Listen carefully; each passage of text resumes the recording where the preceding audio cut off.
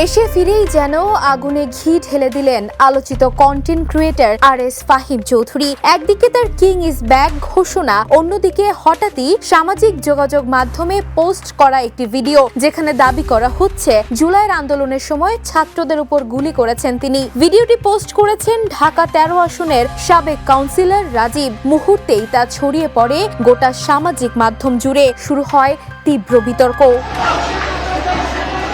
গত 21শে ফেব্রুয়ারি দেশে ফেরেন আরএস ফাহিম। এর আগে গত বছর আলোচিত কন্টেন্ট নির্মাতা তৌহিদ আফ্রিদি গ্রেপ্তারের পরপরই দেশ ছাড়েন তিনি। আগস্টে একটি স্ট্যাটাস দিয়ে বিদেশে যাওয়ার কথা জানান। পরে জানা যায় তিনি মালয়েশিয়ায় অবস্থান করছিলেন। দীর্ঘ 1 বছরের বেশি সময় পর নির্বাচনের পরপরই দেশে ফিরে শোডাউন করে ভিডিও পোস্ট করেন নিজের ফেসবুক ওয়ালে।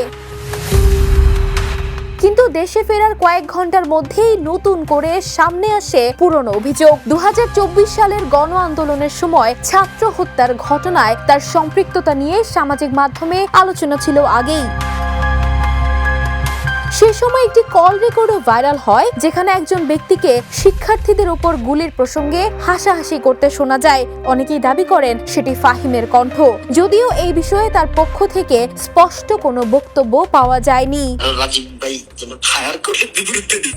নতুন করে বিতর্কের জন্ম দেয় সাবেক কাউন্সিলর রাজীবের পোস্ট করা ভিডিও। নিজের ফেসবুক অ্যাকাউন্টে তিনি ফুটেজ শেয়ার করে ক্যাপশনে লিখেন, ফাহিম তোকে আবার আগের রূপে ফিরতে হবে। আমি 501 নাম্বার মামুনুল ভাইকে হাদিয়া পাঠিয়ে দিয়েছি তোর খরচের জন্য। ভিডিওটির কমেন্ট বক্সে নেটিজেনদের ক্ষোভ উতলে উঠে। কেউ লিখেছেন, ডুবলে একা ডুববো কেন, সবাইকে নিয়েই ডুববো। রাজীবের পোস্ট যেন তাই বলছে। আবার কেউ প্রশ্ন তুলেছেন, ভিডিওতে থাকা ব্যক্তি আদৌ কি ফাহিম কিনা। এদিকে অভিযোগ রয়েছে ফাহিম দীর্ঘদিন ধরে সাবেক কাউন্সিলর রাজীবের ঘনিষ্ঠ ছিলেন এবং তার ছত্রছায়ায় নানা সুবিধা নিয়েছেন। এমনকি ব্যক্তিগত গাড়িতে সিটি কর্পোরেশনের লোগো ব্যবহার করে এলাকায় প্রভাব বিস্তারের অভিযোগও উঠেছিল আগে।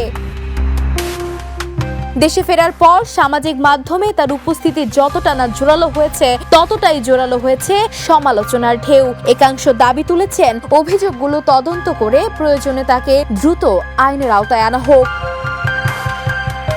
সব মিলিয়ে প্রশ্ন এখন একটাই, রাজীবের পোস্ট করা ভিডিও কি সত্যি জুলাই আন্দোলনের ঘটনার চাঞ্চল্যকর প্রমাণ, নাকি এটি নতুন কোনো রাজনৈতিক বা ব্যক্তিগত দ্বন্দ্বের বহিঃপ্রকাশ?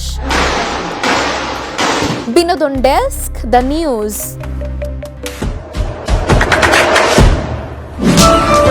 দেশে দেশে সবার সাথে, দ্য নিউজ।